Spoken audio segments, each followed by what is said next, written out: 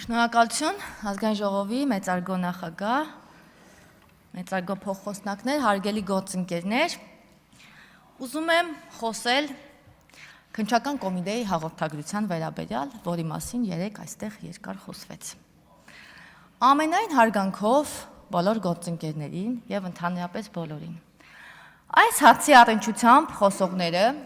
քննչական կոմիտեի հաղորդագրությունը կամ չեն կարդացել, ինչը մեր հասարակության մոտ հաճախ է պատահում, կամ կարդացել են, բայց ցավոք սրտի այնքան էլ լավ չեն հասկացել։ Հարցը կարևորվում է այն առումով, որ բացի հայերենի իմացությունից անհրաժեշտ է նաև որոշ իրավաբանական գիտելիքներ հաղորդագրությունը բաց պատկերացնելու եւ ընկալելու համար։ Մասնավորապես մի հատված եմ մեջբերում հաղորդագրությունից։ Անձնական փոխհարաբերություններ ունենալու, ինչպես նաև նրան խոշոր գումարներ տալու մեջ վրեժխնդիր լինելու շարժառիթներով նպատակադրվել է կյանքից զրկել ՍՎ-ին։ Հանցակազմի հատկանիշներից պարտադիր բացման ենթակա է, ի թիվս այնի, որ հանցագործության կատարման շարժառիթը մոտիվը, ինչը բացահայտված է հաղորդագրության տեքստում եւ ոչ ավելին։ Ինչ վերաբերվում է հաղորդագրության տեքստում նշված անձնական փոխհարաբերություններ բառակապակցությանը, այն առհասարակ չի ենթադրում սիրային կամ նմանատիպ կապ։ Ավելին, երկու կանայք կամ երկու տղամարդիկ կարող են ունենալ անձնական փոխհարաբերություններ, ինչը չի կարող մեկնաբանվել կամայականորեն։ Տվյալ դեպքում քննչական կոմիտեի հաղորդագրությունը մեկնաբանելով տպավորություն է ստեղծում, թե գործ ունենք կիսաբաց լուսամուտներ հաղորդման սյուժեի հետ։ Ավելին, քննչական կոմիտեն չի պնդել, թե այդ անձնական փոխհարաբերությունները ինչպիսին են, այլ ընդամենը բացահայտել է հանցանքի կատարման շարժառիթը, փաստել է, թե ԱԱ-ի կարծիքով դա է նրա պատկերացման մեջ։ Եվ ամենասարսափելին գիտեք որն է, հարգելի գործընկերներ, որ երեք ուր ա տիկին Խամոյանը, ստեղ չի։ Այս ամեն ինչի մեջ խլանում է, որ մարդ ա սպանվել, ժողովուրդ, մարդու կյանքից զրկելու պատվեր է տրվել, հաղորդագրության մեջ այդպես ասվում է,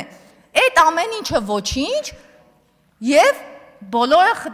խնդրու առարկա է դարձել անձնական փոխհարաբերությունները։ Մարդկային կյանքը ստորադասվել է ինչ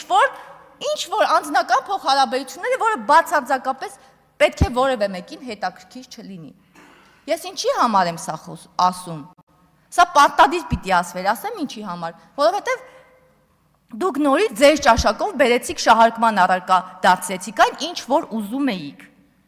Որովհետև սխալ եւ կամայական մեկնաբանության պատճառով հասարակության մեջ թյուրին բննում առաջացավ։ Առաջնային դաշտ եկավ ինչ որ անձնական փոխհարաբերություններ, մարդը մահացել է, ոչ մեկին հետաքրքիր չի։ Հավիճ ուտեր։ Որևէ մեկը խոսեցիք այդ մասին։ Մարդասպանության մասին խոսք գնաց, չէ։ Նորմալ, մի րոպե։ Մի խանգարեք։ Եվ պարտադիր շահարկման առարկա պիտի դառնալ ազգային ժողովում։ Բայց ինչու եմ այս մասին խոսում, որովհետև հիմա անալոգիաներ պիտի տանեմ։ Այսպես է կարել եւ անում տարիներ շարունակ, բոլոր հարցերի վերաբերյալ, տարբեր հնարքների եք դիմում, բուն խնդիրը թաքցնելու համար եւ ձեր ճաշակով, ձեր քիմքին հարմար, ձեր ուզածը բերելով եւ այստեղ եւ այլ տեղեր դարձնելով շահարկման թեմաներ։ Օրինակներ եմ բերում, Ղարաբաղի վերաբերյալ ցանկացած քննարկում վերածվել է հայրենասերի եւ դավաճանի երկխոսություն։ Ձեր ճաշակով հայրենիքի եւ պետության քննարկումը դարձրել եք հայրենիքը սիրողի եւ չսիրողի երկխոսություն։ Էլի ձեր ճաշակով Հայաստանի եւ Ադրբեջանի միջև սահմանազատման գործընթացը դարձրել եք դավաճանի եւ հողպահողի երկխոսություն։ Հայաստանի եւ Թուրքիայի միջև սահմանի բացումը դարձրել է լոկ տնտեսական վտանգների մասին երկխոսություն։ Սահմանադրական փոփոխություններն այսօր կնքեցիք վերջնական պեչատնել դրեցիք, դարձրեցիք Ալիևյան սահմանադրության փոփոխություն։ Կտրիչ Ներսիսյան ասելը ստորադասել եք հոգևորականի կուսակրոնության ուխտը խախտելու եւ զավակ ունենալուն։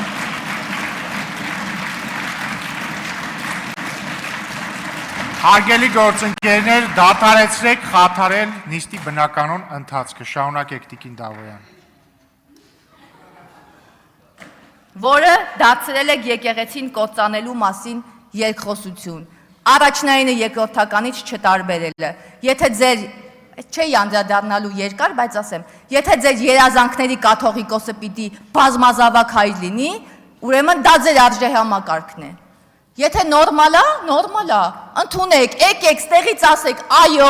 մեր երազանքների կաթողիկոսը բազմազավակ հայր է։ Ինչ սոցիալական երաշխիքներից կարող է օգտվել պետության տրված։ Եկեք դրա շուրջը մտածենք, դիմենք նամակով Ասեն Թորոսյանին, ասենք, պարոն Թորոսյան, ինչ անենք, որ այս մարդուն նաև օգնություն ցուցաբերենք, որպես բազմազավակ հայր։ Բախի չեք խփում։ Բայց ինչի չեք խփում բազմազավակ հոր պահով։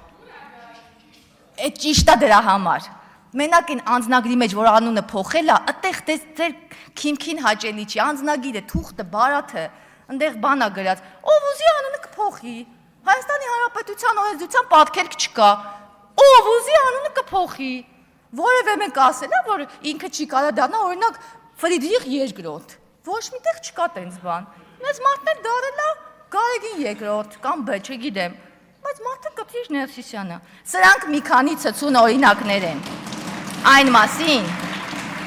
Հարգելի գործընկերներ, դադարեցրեք խաթարել նիստի բնականոն ընթացքը։ Արդեն անլուրջ է։ Սրանք մի շարք ցցուն օրինակներ են, որոնց մասին կարող ենք խոսել անվերջ։